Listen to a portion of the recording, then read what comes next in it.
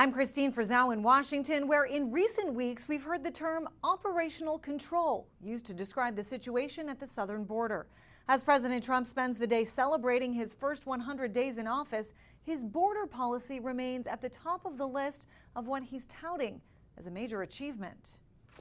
They are the footsteps of U.S. soldiers patrolling the southern border. Footsteps which before largely came from those trying to enter the country illegally and are now almost non-existent. A dramatic increase in military personnel met with an even larger decrease in border encounters. The border is in great shape. Under the Biden administration, we average about 10, 11,000 a day at the high points. Some days at 15,000. You know what the number was yesterday? 178. Wow. 178 across 2,000 miles of border. But many of Trump's immigration policies remain tied up in court, including the fate of the Alien Enemies Act, used to deport hundreds of migrants to a supermax prison in El Salvador, including Kilmar Abrego Garcia, who had been given a protective order, but who the Trump administration insists was a gang member. One Wisconsin judge, Hannah Dugan, recently arrested and criminally charged with obstructing or impeding a proceeding, accused of diverting the attention of federal agents and helping an undocumented immigrant flee her courthouse. Critics decrying her arrest and Trump administration policies, including the ability to arrest people without signed judicial warrants. That is a direct violation of our U.S. and Wisconsin's Constitution. We are entering an era of federal administrative lawlessness. Despite new polls showing slipping support for Trump's immigration policies, he just signed new, more aggressive executive orders. We can't let these people stay, and the courts are allowing them to stay. And we're just not going to allow it. So hopefully the Supreme Court will come to the rescue of our country. Thank you. Several Democratic governors in so-called sanctuary cities and states continue to push back against Trump's immigration policies, both with lawsuits and the refusal to work with federal agencies. One of the president's new executive orders seeks to crack down on such policies using, quote, all necessary legal remedies and enforcement measures. I'm Christine Frizzau reporting. Mark, thank you. The White House blasting Democratic lawmakers who have traveled to El Salvador to push for the release of Kilmar Abrego Garcia, the illegal alien who was deported to his home country. White House spokesperson Kush Desai said, quote, if the Hill Democrats want to die on is demanding the return of a violent illegal alien, wife beater, and foreign terrorist, we are happy to dig that grave for them. Joining us now to discuss this is the former head of the Chicago PD and retired FBI special agent in charge, Jody Weiss. Good morning to you, Jody. Always great to see ya. What we are seeing now is this call from Democratic lawmakers that Abrego Garcia was denied due process. Although you do point out the congressional lawmakers who visited Abrego Garcia were silent about the due process for murdered nursing student Laken Riley and did not even vote for the Laken Riley Act. Didn't he already have due process at a deportation hearing back in 2019? Yeah, Jan, good to see you. He clearly did, at least in my opinion. Back in 2019, he had a deportation hearing. And at that hearing, it was determined that he could not be returned to El Salvador. And why was that? Because of safety concerns from a rival gang, the 18th Street Gang. And what is the primary rival of the 18th Street Gang? That would be MS-13. So let's talk a little bit about his affiliation with MS-13. If you just look at the pictures of him on social media, almost every picture of his hand was a little bit blurred or obscured because there were tattoos on his hands that were indicative of MS-13. Two judges ruled that he was a member of MS-13, and an informant who's used all the time in criminal investigations said he was a member of MS-13. But here's a really key point that I don't think has been highlighted enough. Back in 2019, he was stopped with two other members of MS-13 by the Prince George County in Hyattsville, Maryland. At that stop, he was wearing traditional MS-13 clothing, a Chicago Bulls hat and hoodie. Now, in my experience, actually, our good friend Mark Morgan started the first MS-13 gang squad in the Bureau in Los Angeles. In my experience, there is no way that members of MS-13 would allow someone to be wearing their clothing, to be wearing their colors, if they were not a member of MS-13. So I thought that was a really key point that's not told enough. That, to me, was very indicative that he was a member of that gang. Right, and you're talking about a case that happened back in 2019 where they said he was eligible for deportation, but again, as you said, The reason why he was not deported to his home country was because of that Barrios 18, the rival gang to MS-13 there. I want to talk about what happened in 2022. He was stopped in Tennessee for driving a car which was registered to someone convicted of human trafficking. What do you know about this, and why wasn't he taken into custody then? Boy, that's a great question. That was the human trafficking issue. Back in 2022, he was stopped by the Tennessee Highway Patrol along with 8 other individuals in the car. Surprisingly, no luggage. So when asked about whose car it was, he said, well, it's my boss's. Who was his boss? Well, it was Jose Ramon Hernandez Reyes. Who is that individual? Now, he was a man convicted of human smuggling in 2020. So it's remarkable to me that he was not arrested by the Tennessee Highway Patrol when you consider that the Homeland Security investigators actually flagged that vehicle. So that is a real head scratcher why he was not picked up at that time. But let's just sit back and take a look at all of this, Jan. Number one, the threat that the 18th Street Gang represented to him and that the court ruled would not allow him to go back to El Salvador. That threat is gone. The new president of El Salvador has effectively wiped out the gang. So that threat is no longer an issue. He's a citizen of El Salvador. Going back there, he was simply set home. Let's remember President Trump. He declared MS-13 and Tren de Aragua as foreign terrorist organizations. So when you think about that, and then you add the president of El Salvador's comment that there is no way he would send back a terrorist to the United States, I think Mr. Abrego Garcia is right where he needs to be, at home in El Salvador. Very quickly, how do you think this is going to play out? Oh, great question. I think the administration loves to have the Democrats argue vehemently to bring back a terrorist, an alleged wife beater, a member of MS-13 back to the United States. But Jan, here's an important part.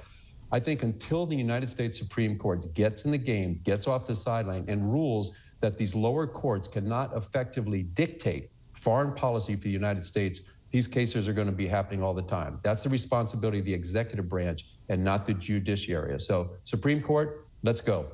Former head of the Chicago PD and retired FBI Special Agent in Charge, Jody Weiss. Appreciate your time as always. Thanks for joining us.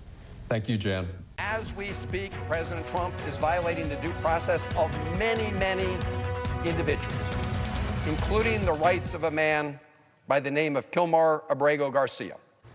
U.S. Senator Chris Van Hollen of Maryland took to the Senate floor today, speaking out against the Trump administration and the president's first 100 days in office. A continued theme during the speech was the right of due process in the case of an illegal immigrant deported to El Salvador.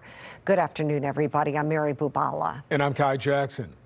The back and forth continues when it comes to what's next for Kilmar Abrego Garcia. Fox 45's Mackenzie Frost has been tracking the developments and joins us live with the latest from the president. Mackenzie.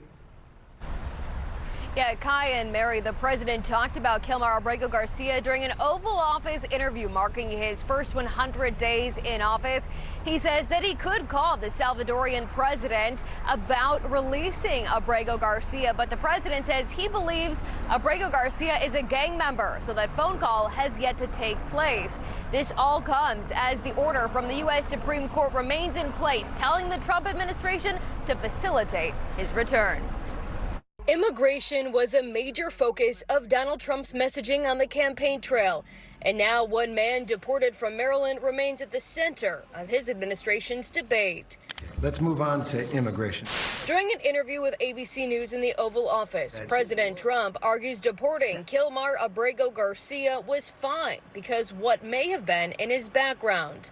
This is a MS-13 gang member, a tough cookie, been in lots of skirmishes, beat the hell out of his wife, and the wife was petrified to even talk about him, okay? This is not an innocent, wonderful gentleman from Maryland.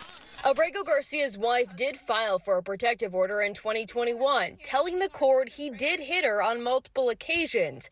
But she later dropped the process and now says the two privately worked out their problems.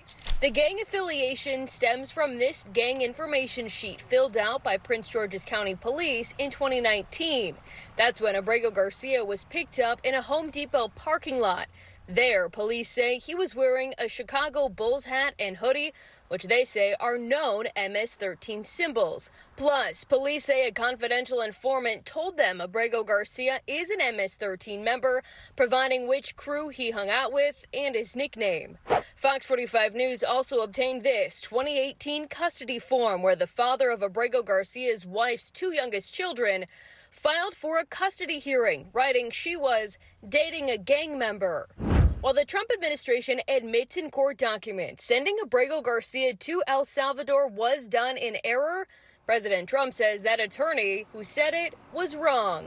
You could get him back. There's a phone on this desk. I could. You could pick it up, and with all the power of the presidency, you could call up the president of El Salvador and say, send him back right now. And if he were the gentleman that you say he is, I would do that. But the court has he's ordered not. you to facilitate that. I'm not the one making this decision. We have lawyers that don't want to do this. But the buck stops in this office. No. I follow the law. You want me to follow the law? If I were the president that just wanted to do anything, I'd probably keep him right where he is. Supreme Court says what the law is. The president's comments come after Senator Chris Van Hollen sent this letter to the White House detailing a conversation he had with the Salvadorian vice president during his trip to the Central American country. During that conversation, Senator Van Hollen says the vice president told him it was up to the United States to arrange for Abrego Garcia's return because it was a U.S. case.